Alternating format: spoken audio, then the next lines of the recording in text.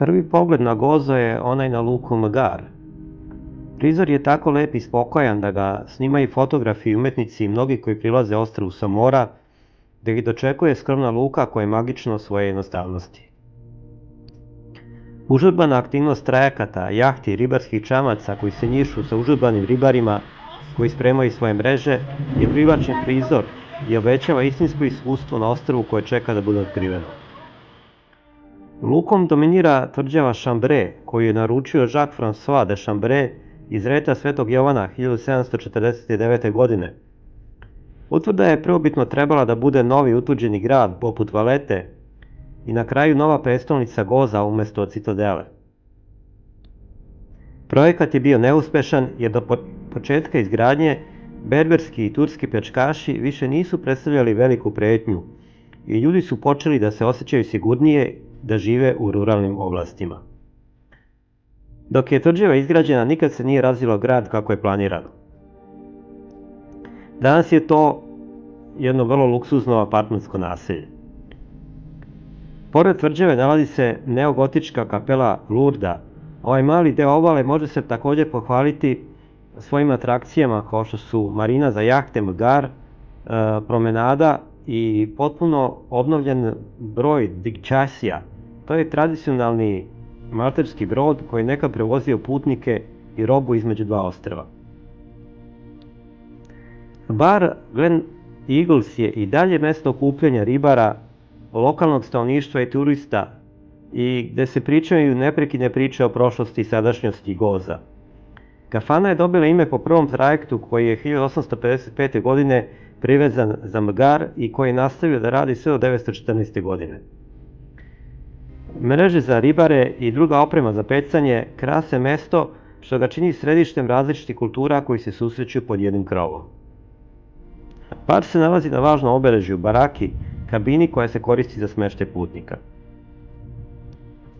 Prva trajektna usluga, poznata kao Idžasija, je već zabeležena 1241. godine i u to vreme luka Mgar je bila plitka luka koja je pružala sidrište samo malim brodovima.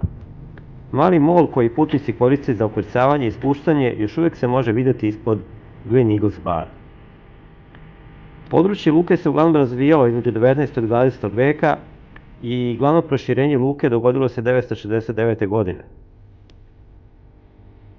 Današnja struktura luke potiče iz 979. godine i luka Mgar je dalje zadržala svoj stari šarm i povratila svoju popularnost otvaranjem novih restorana i pubova, oslanjajući se na privlačnost prvog mesta koje dočekuje posetioce Goza. Na samom izlazu iz trajekta na terminalu nalazi se i autobuska stanica i odatle možete brojnim autobusima stignete do glavnog grada Goza, a to je Viktorija, dok bi vas autobus 322 odvezao do Nadura i do plaže Ramla. Također na samom terminalu će vas dočekati brojni turistički operatori koji će vam ponuditi vožnju hop and off autobusima koji staju na određenim tačkama na Gozu i odatle možete da izađete iz autobusa i na svaki sat vremena autobus ponovo prolazi datom tačkom. Mi smo koristili našu 7-dnevnu kartu za javni prevoz na Malti i ona savršeno dobro funkcioniše pod istim pravilima pod kojim je funkcionisala na glavnom ostrvu. Dakle, možete neograničeno da koristite autobuski prevoz na ostrvu Gozu kao i na glavnom ostrvu Malta.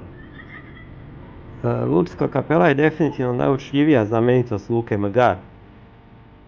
Nudi spektakularan pogled na samu luku i do nje se lako stiže peške iz same luke.